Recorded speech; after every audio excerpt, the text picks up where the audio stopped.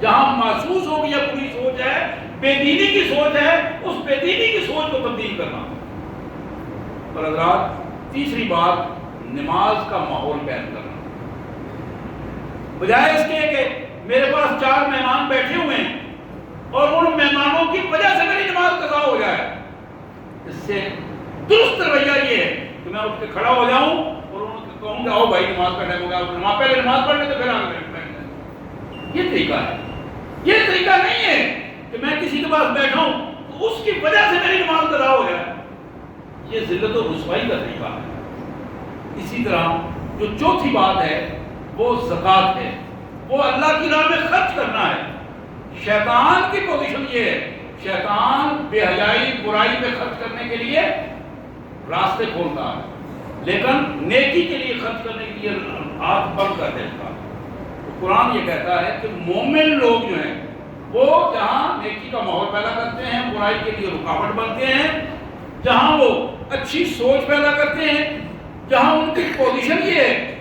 کہ وہ نمازوں کے قیام کی کوشش کرتے ہیں، وہاں اپنے مالوں کو، دولت کو اللہ کی امانت سمجھ کر کرتے ہوئے اللہ کی راہ میں خرچ کرتے ہیں۔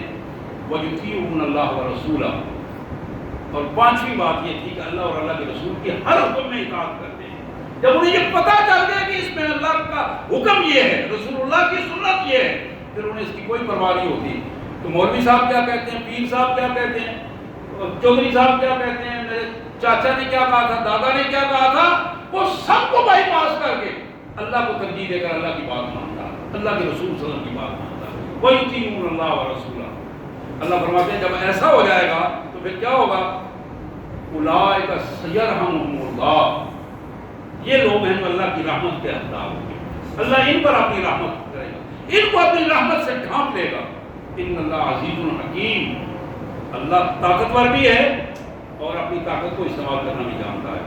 اللہ سے دعا ہے اللہ تبارک و تعالیٰ ہمیں توفیق عطا فرمائے کہ ہم اس کے حقیقی بندے بن سکیں اور اپنے ایمان کی حفاظت کر سکیں اور ایمان کی قوت لے کر ہم اپنے اللہ کے حضور پیش کر سکیں، اور اللہ تعالیٰ ہمیں نفاق سے،